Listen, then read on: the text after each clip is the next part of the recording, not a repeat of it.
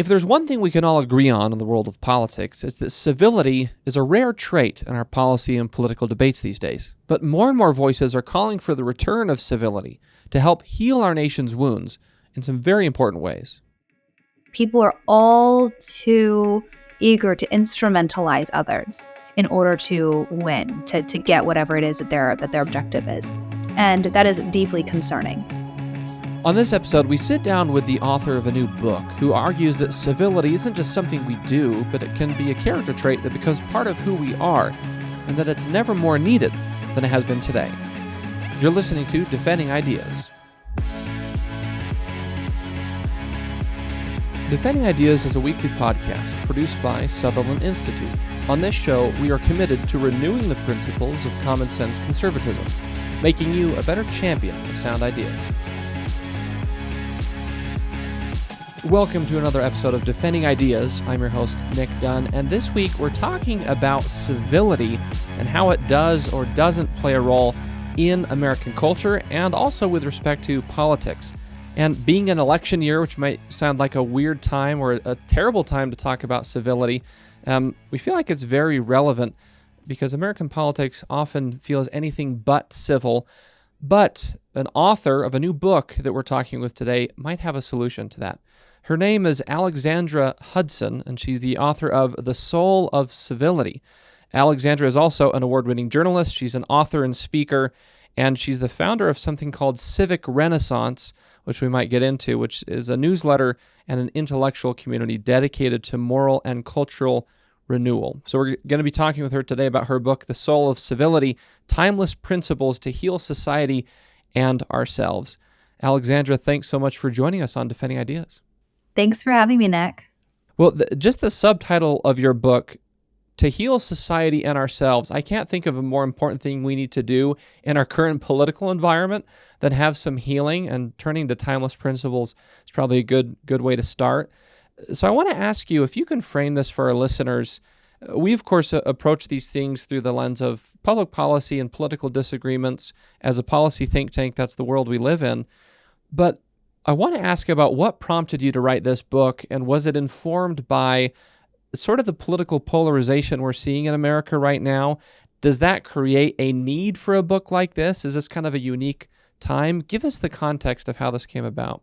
It's a great question because, yes, it was my experience in politics that was the immediate impetus for me writing this book, although I had been thinking about these ideas my entire life. My mother is called Judy the Manners Lady. So she's this internationally renowned expert on etiquette and manners who always had us, minding our P's and Q's. She taught us the ways and means of politeness while also embodying true civility, as I define it and conceive it and explore it throughout my book. So I did come to my interest in this honestly and organically, but it was actually in government, this idea, this environment of anti-human flourishing, federal government 2017, 2018, that caused me to reevaluate and rethink about this topic and reappreciate its urgency for our current moment. And I'll talk about that more. I'm happy to talk more about my experience in government if you'd like to hear it. But what I will say was, while I was writing this book, I discovered that actually every era tends to think that they're the most uncivil and direly needing of a revival in morals and manners. And so that was a fun, learning curve for me to dive into this genre of handbooks, civility handbooks, conduct manuals, etiquette books, ethical and religious treatises from across history and culture. There seems like every generation, there is someone that has to take it upon themselves to be like, we need to get back to the basics. And I hope that my book does justice to that genre and that vibrant tradition that has come before us and distills it and metabolizes it and deploys that wisdom for our current moment now. So I really do feel like I stand in the backs of giants, like true intellectual giants who care deeply about big, heady ideas about the human condition and man's origin, purpose, and destiny, but also understood and appreciated the way that the small things matter, how we treat other people in our everyday, how we act how we even treat ourselves, how we respect ourselves in private, how those encompass this thing called manners and civility, that does have serious consequences for a democracy, but just for human flourishing in general. It's noteworthy that you mentioned two things. Number one, your experience in government, which I do want to ask you about, that helped to kind of prompt this, but also the fact that I think it should be really encouraging for all of us that, as you articulate, this is not a new phenomenon. It's not a new challenge. It sounds like maybe just mankind in general and Western civilization or our country, we've been in this constant cycle of every so often we realize, hey, we're kind of becoming jerks to one another. Let's reorient ourselves to the principles of actual civility, the techniques that create functional culture. So I want to ask you to first tell us the quick story of what you saw in your government experience that maybe can explain what we're all seeing in our politics today as the nature of the problem. And then did you feel some optimism as you were getting into this issue with your book to say, hey, this isn't just doom and gloom. Humankind has been through this before. We can fix it. Paint that picture for us quickly, if you will. So I took a role in federal government 2017 to 2018. I was at the U.S. Department of Education, and I could not have been more disillusioned or discouraged by what I saw when I served in government. I do believe that the human condition is the human condition. Human nature doesn't change. We're the same today as we were at the beginning of our species.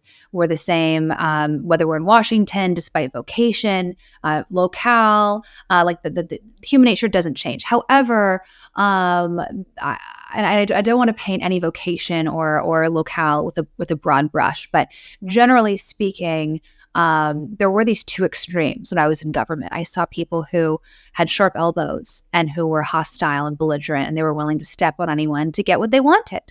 And then there was this other contingent that was polished and poised and polite, and yet this was the contingent that would smile at me one moment and then stab me in the back the next. Kind of analogous to the bless your heart culture in the South that, saying one thing but really meaning something and intending something totally different.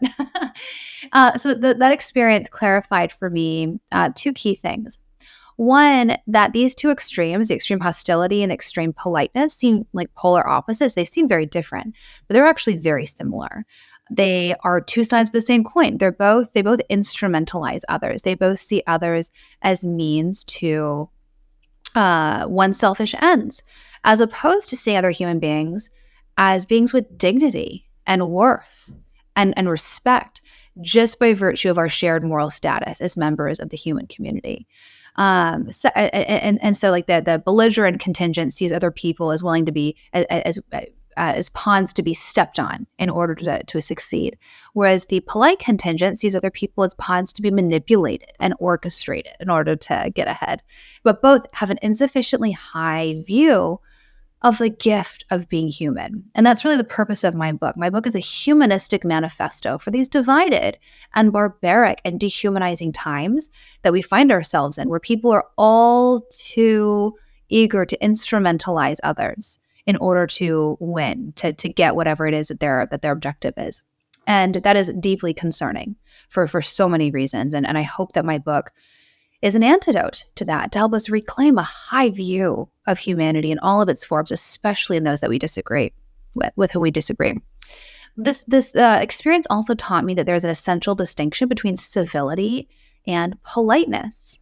Politeness, and often people conflate them. They use these terms interchangeably, whether they want more civility and decorum in public life or less. Of course, there's a contingent that says, we just need to talk better together, and we're so polarized that we can just revive these timeless principles, then we can revive civility and politeness, so we'll be better off.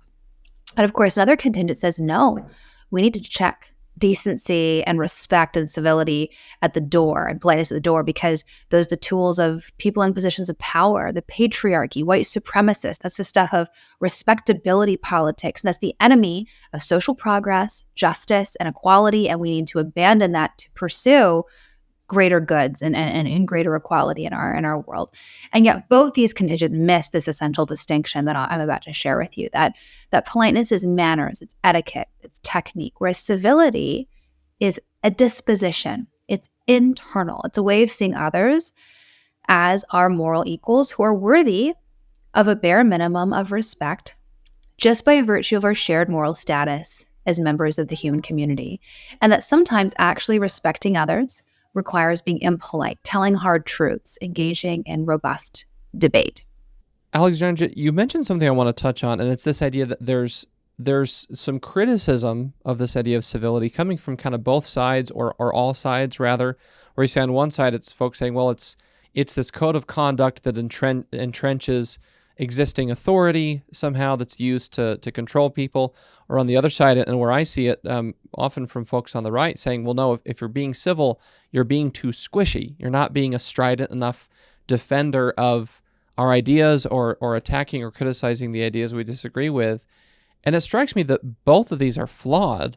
And I want to see if you can expand on who are the critics of a restoration of civility in society. What are they saying, and how should we respond to them? Yeah, it's a great question. We hear that rhetoric a lot today, that the stakes are too high to be decent and kind to the other side, that we need to be able to take the gloves off and be unrestrained in our engagement and our willingness to win, that our rightness is just so obvious that we just have to be willing to do anything. There are two core problems with that. One is the dehumanizing rhetoric, the dehumanizing nature of that sort of line of reasoning, that some of our greatest advocates for justice and equality understood that means mattered. Gandhi, I talk about Gandhi, Henry David Thoreau, Dr. Martin Luther King Jr. In my chapter on civil disobedience, I also talk about Bonhoeffer, William Lloyd Garrison, Frederick Douglass, like these champions for human dignity and human equality, that they understood that means mattered. Gandhi said, in fact, means are everything. When the stakes feel high, you're always going to be tempted to cut corners and degrade the dignity, throw off the gloves and degrade the dignity of the other to gain a greater good. But when it comes to the abolitionists like William Lloyd Garrison or Frederick Douglass, they knew that if they were going to be on the side of human dignity, that they couldn't degrade the dignity of others along the way in order to attain their goal of perfect human equality under the law and abolishing slavery. If there was ever a time to depart from decency, it was to battle the dehumanizing regime of the Third Reich that systematically slaughtered people with disabilities, people of ethnic and religious minorities, especially the Jews. And Bonhoeffer had a lot of qualms. He was a Protestant theologian that was from Germany, living in America, went back to fight and be part of the resistance movement against Hitler. And he had deep moral qualms. Like, he thought really seriously, like, can I in good conscience,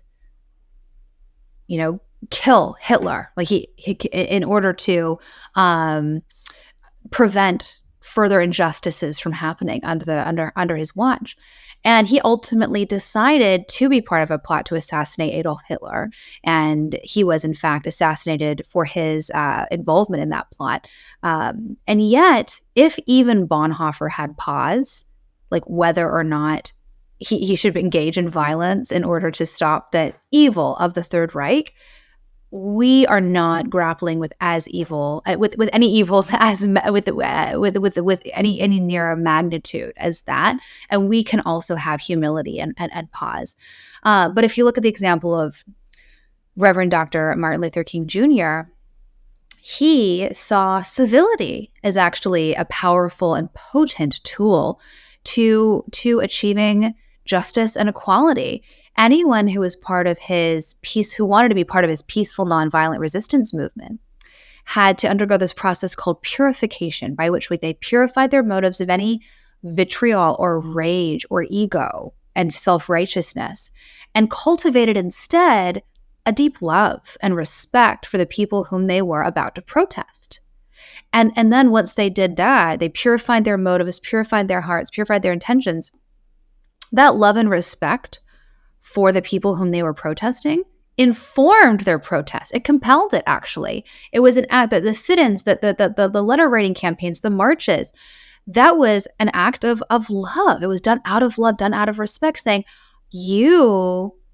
fellow American who happens to hold a racist, dehumanizing view of the world, you have an inaccurate view of the world. You see the world not as it is. And I am going to show you, I'm going to confront you with that ugliness.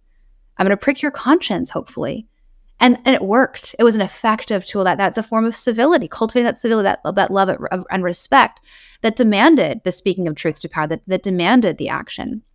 And so we forget that there is this vibrant tradition of civility being this tool for remedying social injustice, for pursuing equality, past and present. I think this tradition that had parameters in place, this tradition of civility and civil disobedience, it had parameters in place. It said, the fact that I love and respect you, fellow citizen, fellow human being, means that I'm going to take action. I'm not going to stay silent. I'm not going to not do anything in the face of this injustice. But the fact that I love and respect you also takes certain action off the table. I'm not going to engage in violence against you. I'm not going to kill. I'm not going to destroy anyone's property. I'm not going to dehumanize. I'm not going to engage in ad hominem attacks and rhetoric. That there were parameters in place of both civility, both demanded action, but also took certain conduct off the table. And again, I connect all of this back to the etymology of civility, which is the civility, the Latin root is civitas, which is the Latin root for city, citizenship, and the citizen. And that's what civility is. It's the duties, the conducts, the character befitting a citizen in the city that sometimes requires debate, speaking truth to power, protest, truth-telling. And that's especially true in our own moment, in our own American democratic context. We have to be able to have conversations. We have to be able to risk offending others, and we're not able to have those conversations now. I think what to me it seems like one of the things you're getting at is that there are two misconceptions of civility, at least that I'm taking away from what you're saying. And number one, I guess the broader misconception of society is that you cannot hate someone into agreeing with you. To quote Arthur Brooks, no one has ever been insulted into agreement. It's just not something that works with human beings. You can love someone into finding common ground with you and then maybe finding an opportunity to change if they're in error. But then the other aspect of this is that, again, like you're saying, is that somehow civility is a sign of weakness, but I view it as the alternative, is that if you are unable or unwilling to be civil, that is a sign of weakness. And the reason I would argue that is that, working in the political policy space, I love discussion, I love debate. It's important, and it can also be very fun when done correctly. I want to read a quote from your book that I think captures a key point and ask you to respond to it. You write, "Civility promotes the rigorous debate that might on the surface seem impolite, but nevertheless authentically respects others." And I think this encapsulates this idea that incivility, contention, contempt, polarization, these things are the enemy of sound debate, and we need sound debate to fix problems and move the country forward. Can you draw some connections there that, again, equip our listeners with the ability to say that civility is a strength, at least to better debates and discussions, and the opportunity to actually fix things in the country? The alternative doesn't. That's exactly right. Clausewitz, the scholar, the theorist of war, he said that politics is war by other means. And the inverse of that is also true. War is politics by other means. If our political institutions break down, then violence is back on the table. And I think we've seen that, we've felt that. The tensions are just so high right now that the question of we've seen violence erupt, that it's not out of the question. And this is, you alluded to this earlier, that why I bring a historical perspective to this conversation is that history is both a caution and a comfort. This is not a new problem, and it's been really bad before. When you zoom out and look at the, entire human historical record, but we don't even have to look at all of human history. We can just look at America. We're a country founded by revolution, violent revolution, where we've engaged in a civil war, where Hundreds of thousands of Americans died. We've had literal murders on the floors of, on the steps of Congress. I'm happy to share with you a lesser known story from the book about that. When a member of the media murdered a congressperson. We've had literal beer hall style brawls on the House floor. Like, this is civilization and democracy, peace and prosperity. It is fragile. It is not a foregone conclusion. And looking at the past heightens that truth, and it clarifies that truth, that it's a caution to us, but it's also a comfort to us as well. Today, yes, things feel bad. I wrote my book for a reason. You're having me on to talk about my book for a reason. We sense that things are not as they should be. And yet, it's not as bad as it has been, or as bad as it could be. So that there's a tension there. There's a tension. And it's a reminder for us that, we need to be taking this seriously. It's not as bad as it could be, but it could be bad once again. And what's the role we each have to be part of the solution now? Hannah Arendt, the German-American philosopher, she was particularly concerned about social alienation. She was particularly concerned about loneliness. And we do have a loneliness epidemic. People have fewer connections to faith and their community and friends. And she was concerned in her Origin of Totalitarianism about how that left a society primed for a strong man to emerge and seize power and control.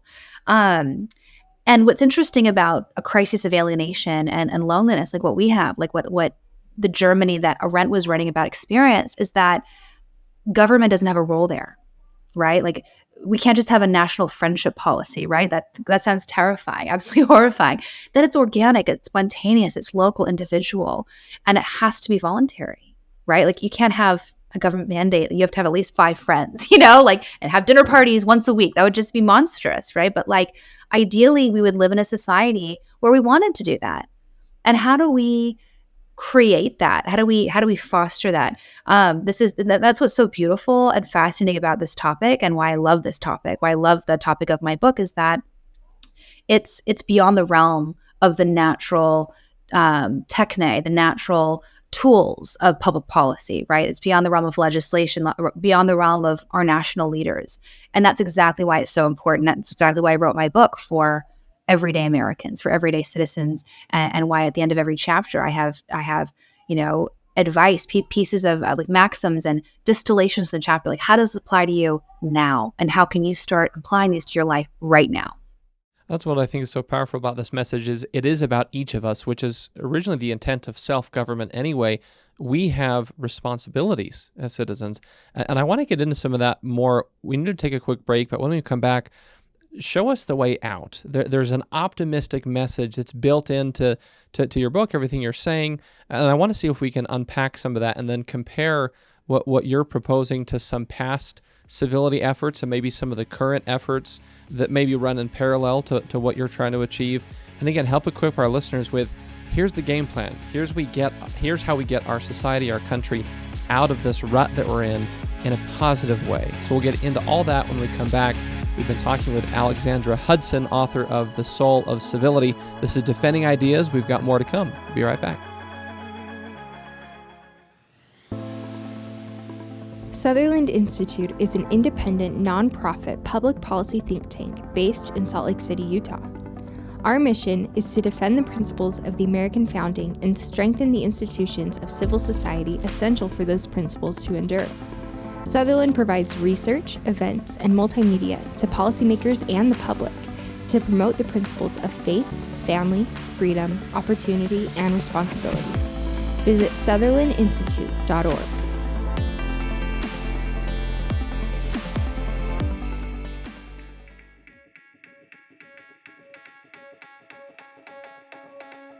Welcome back to Defending Ideas. I'm Nic Dunn, and we've been talking with Alexandra Hudson. She's the author of a new book called The Soul of Civility.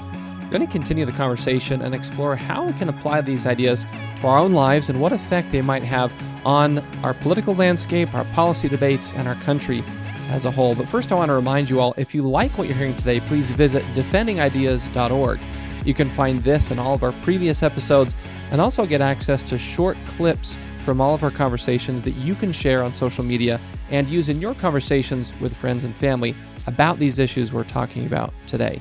And also, you can subscribe to this podcast on Apple, Google, Spotify, any of the major platforms, wherever you like to get your shows. Just type in Defending Ideas in the search bar and hit that subscribe button. You can also watch all of these episodes on YouTube and subscribe to the Sutherland Institute YouTube channel.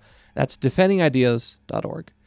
Alexandra, I want to pick up where we left off and see if we can help give folks sort of a roadmap for moving forward. How can they take these ideas and apply them in their own lives, in their discussions with their fellow Americans? What impact do you hope this will have on the country? And maybe also compare to some past efforts and current efforts that are also trying to address and change this problem of incivility in the country. And I want to start by referencing something that you have been articulating and that is in your book, but you essentially say that a civil person knows how to de-escalate and have a respectful disagreement. So I want to first ask, why do you think it feels like so many Americans just don't know how to do that? It's a lost skill set, and how can we regain that ability? When I was in government, I was so dispirited and so frustrated, and I yearned for a handbook of how I could be part of the solution. And that's really the book that I wrote, the book that I needed. And I came home from work one day and I said to my husband, I'm done with DC. I'm done with government. Let's move to Indiana. And my husband, who's from here originally, he said, okay, sounds good. We'll move to Indiana. No take backs. And 6 years later, we're still here and we've, raised our family here. We didn't know many people here when we first moved here. One of my first friends that I made when we were here, her name was Joanna Taft. She came up to me after work one day and said, hi, I'm Joanna. Would you like to porch with us sometime? And I never heard the word porch used as a verb before, but curious. And, the fact that we didn't know many people, we went to her home that afternoon. And I was surprised by what I saw. I discovered that Joanna is staging this subversive, quiet revolution against our atomized and divided status quo from her front porch. She had curated people across race, gender, geography, not just to politics, not just to have structured conversation across difference, but to just be seen and known and loved, and our common humanity affirmed. By people who were our neighbors and potential friends, and associates of trust that is so lacking in our world right now. And, Joanna, what's subversive about what she's doing, it's so countercultural because it feels like every aspect of who we are, of our world today, wants us to point fingers, wants us to blame our politicians, the profit motives of our news media, social media, and other new technologies that divide us. And yet, what's subversive is that Joanna is saying, no, I'm not going to blame. I can't control what others do. I can't control what the latest algorithm on Facebook or the platform formerly known as X is. I can't control what the president's doing or what the primary candidates are talking about or what the scandal of the day is, but I can control myself. And I'm going to make my community better and more beautiful and stronger. And what I realize is that there's great power in that. We have way more power to be a part of the solution than we realize. I had the privilege of traveling across America and meeting people, other porchers who have that sort of porching disposition of civility and hospitality with or without a front porch, that it's not about the porch. It's the disposition of civility. It's how you engage others. It's a lifestyle. It's how you engage those around you. It's seeing the outsider and wanting to transform them from outsider to insider, stranger into friend. And again, Hannah Arendt would say this is a core buttress against totalitarianism, that voluntary, spontaneous desire to be a gatekeeper in the inclusive sense, not excluding people, but welcoming people into your fold. That afternoon on Joanna's porch, she grilled my husband and I. Who were we? Where were we from? What were our passions? And then we left that porch with new friends on that were also on the porch, but also like half a dozen introductions to other people in the community. She's like, you have to know. And she plugged us in. And that sort of spontaneous, voluntary act of hospitality and welcoming spirit and kindness, that is, we can all do that. Again, with or without a front porch. When I was a Novak journalism fellow, I met people who hold office hours at coffee shops. They use their front stoop in a big city. They have, regular supper clubs or dinner parties. That it's not about the porch. It's about the lifestyle and what you do with what you have. That matters. And so in terms of your question of what we can do, there's so much we can do right now. And it's, again, having those eyes for the other, eyes for the stranger, seeing their common humanity and affirming it, and affirming that we have far more in common than which separates us, and acting on that. And it can be a small way. It can be, shaking someone's hand, looking someone in the eye, a kind word, a kind smile. That, democracy and civilization itself literally depends on the small things, the everyday things that sow seeds of trust, that support the garden of civilization. The garden is a metaphor throughout my book, and support our democracy. So we insufficiently appreciate the power we each have to either be part of the problem or to be part of the solution. And I hope that readers walk away empowered with how they can be part of the solution right now. There's another quote from your book I want to read, and I think it ties back to what you're saying very well. And I love the verb to porch. I'm going to see if I can.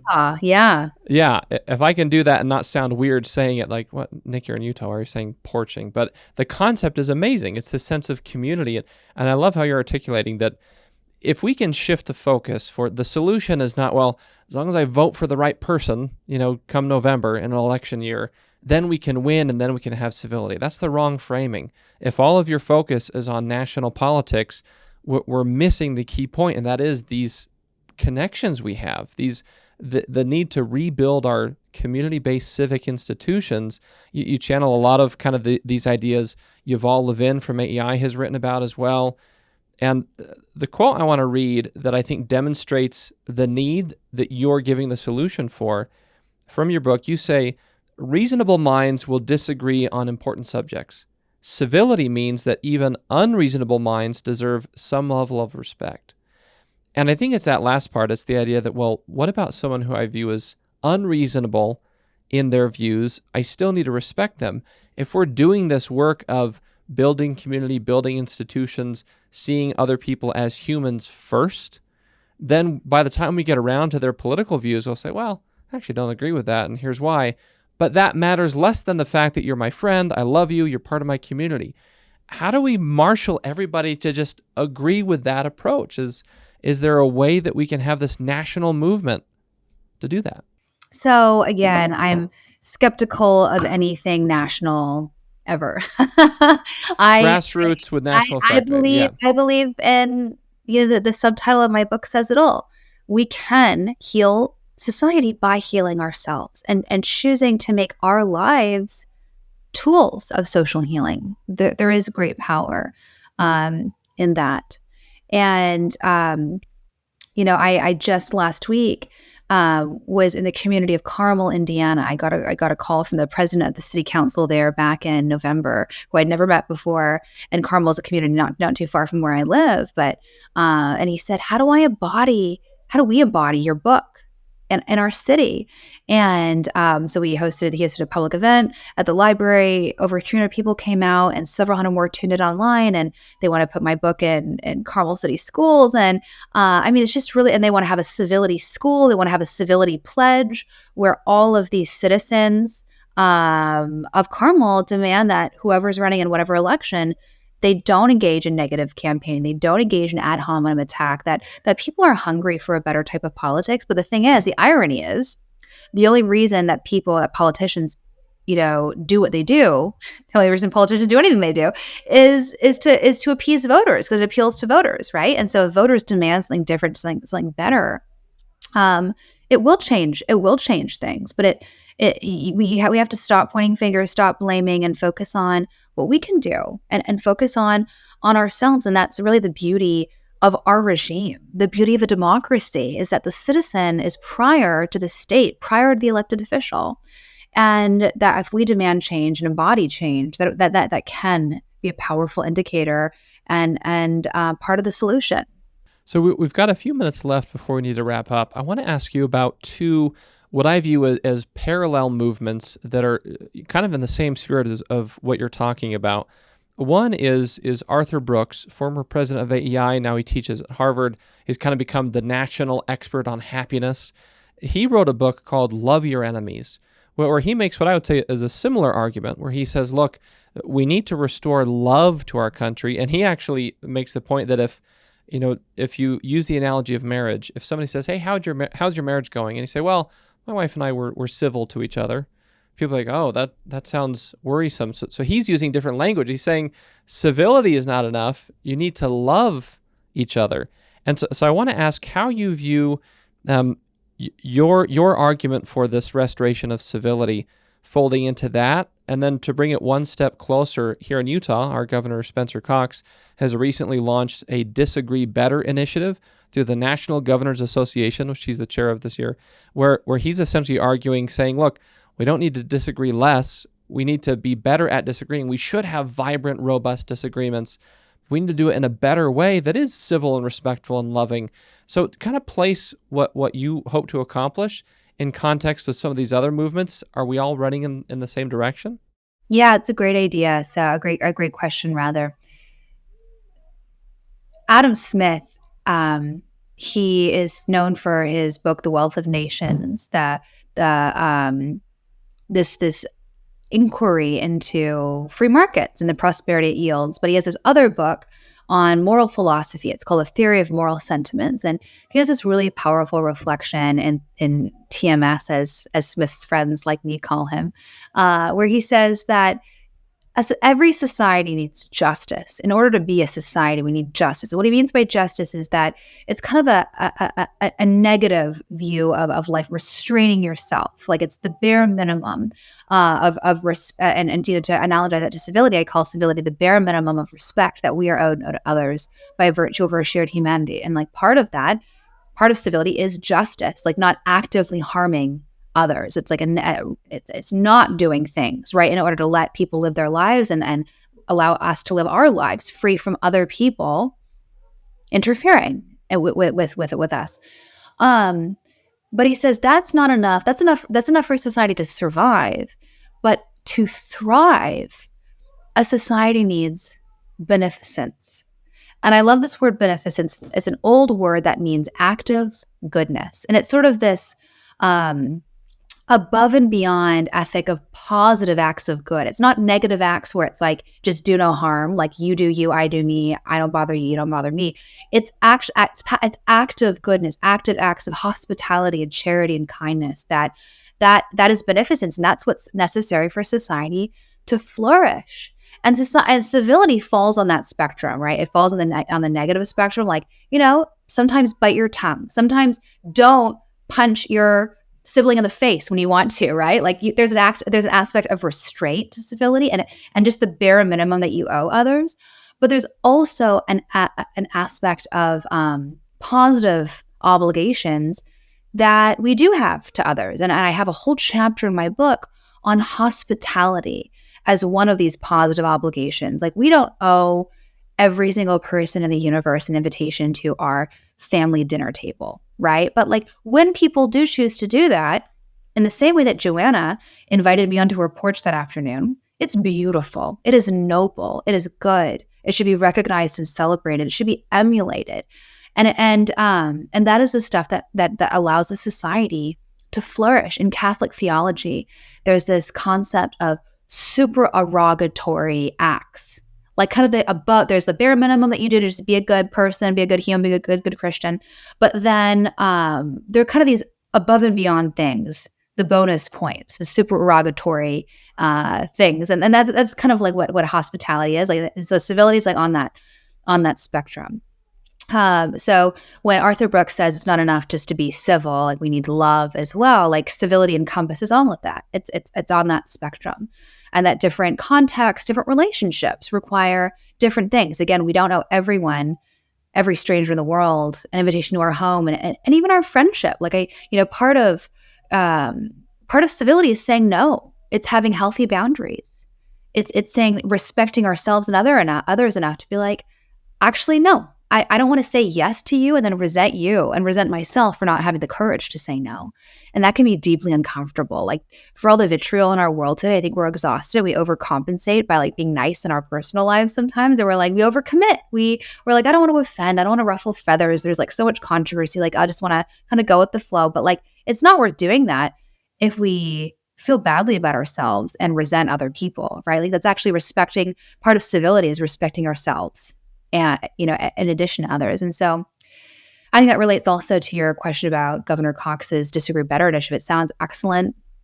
Very thrilled that he's spearheading this campaign. And he's absolutely right that politeness is the technique that diminishes difference. The etymology of the words civility and politeness supports this distinction that I make. Politeness comes from the Latin word poliere, which means to smooth or to polish. And that's what politeness does. It polishes over difference and diminishes, sweeps the disagreement under the rug, as opposed to giving us the tools to grapple with difference head on. And that's what civility does. Civility is from the Latin word cimitas, which is the etymological root for city, citizenship, and the citizen.